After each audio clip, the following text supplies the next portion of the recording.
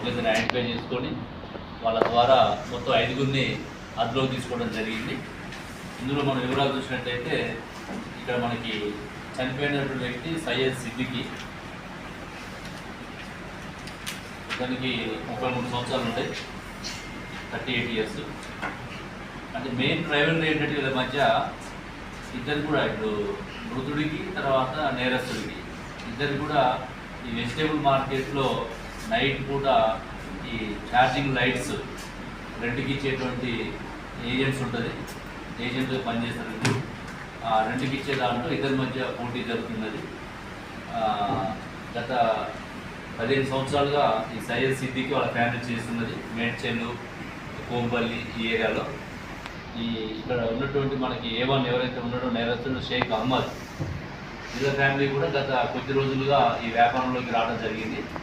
వీళ్ళ మధ్య ఈ వ్యాపారంలో పోటీలు ఉండి మేడ్చెల్ పోలీస్ పరిధిలో 2 months బ్యాక్ కూడా ఒక కేసు నమోదైంది వీళ్ళ మీద.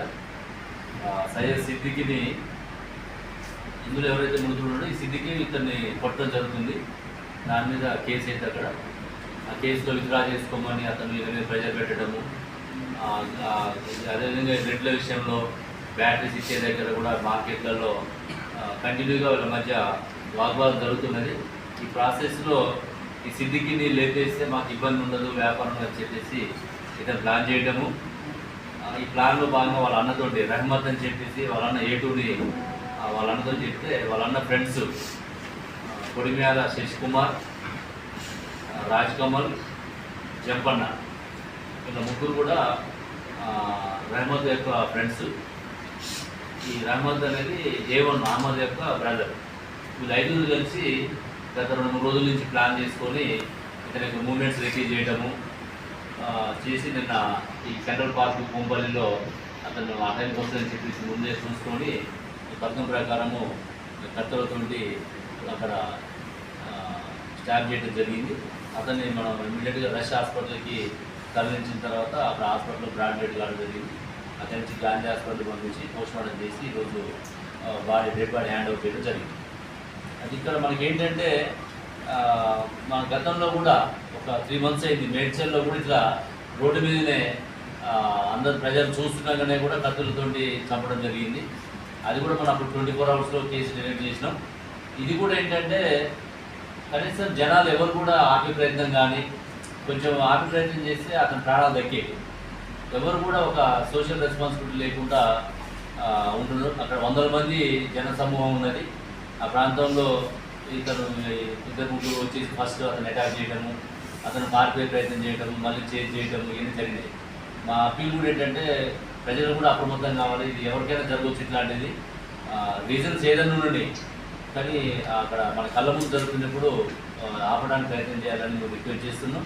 లేదంటే ఇమీడియట్గా పోలీస్ కన్నా మనకి కంప్లైంట్ చేస్తే నియరెస్ట్ మనకి పెట్రోల్ కార్స్ ఉన్నప్పుడు వచ్చే అవకాశం ఉంటుంది. కాబట్టి ఈ నేరస్తులు ఎవరైతే పబ్లిక్ ప్యానిక్ అయ్యే విధంగా వాళ్ళ మధ్య రైవలరీ ఉన్నదేమో కానీ ప్రజలు భయభ్రాంతికి గురి అయ్యే విధంగా చేశారు. కాబట్టి ఇమీడియట్గా మనం నైట్ వీళ్ళని పట్టుకోవడం జరిగింది. వీళ్ళ మీద ఇందులో A5 జంపన్న ఉన్నాడు. జంపన్న మీద కూడా ప్రీవియస్ హిస్టరీ ఉంది. మిగతా వాళ్ళ మీద క్రిమినల్ హిస్టరీ లేదు. ఈ జంపన్న మీద గతంలో 7 కేసులు నమోదై ఉన్నాయి.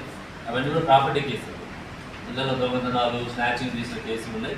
అతను బెయిల్ మీద వచ్చి బయట తిరుగుతున్నాడు. ఇప్పుడు అతని మీద కూడా బెయిల్ అపోజ్ చేసి మళ్ళీ బెయిల్ రాకుండా చేయడానికి రిపోర్ట్ పంపించడం జరుగుతున్నది. మరి ఇందులో గుడ్ వర్క్ చేసినటువంటి అందరినీ కూడా ముఖ్యంగా CI విజయవర్ధను, DI Ajay, SOT inspector Shyamsundar Reddy, entire వాళ్ళ టీం అందరినీ కూడా మేము ప్రత్యేకంగా అభినందిస్తున్నాం. CP సార్ కూడా రివార్డ్స్ పంపడం జరుగుతున్నది. ఇందులో మనం ఈరోజు వీళ్ళు యమహా బైక్ మీదను ఒక షేర్ ఆటోలు రావడం జరిగింది. యమహా బైక్ని సీజ్ చేసినాం. అదేవిధంగా ఇక్కడ నైఫ్స్ ఏదైతే క్రైమ్లో వాడిదో ఆ నైఫ్స్ని కూడా సీజ్ చేయడం జరిగింది. మిగతా కూడా ఇంకా ఎవిడెన్స్ అంతా కూడా కలెక్ట్ చేసుకొని CC ఫుటేజెస్ ఇవన్నీ కోర్టులో వీళ్ళు ప్రొడ్యూస్ చేసి వీళ్ళకి తగిన శిక్ష పడే విధంగా చేస్తామని చెప్పి తెలియజేస్తుంది.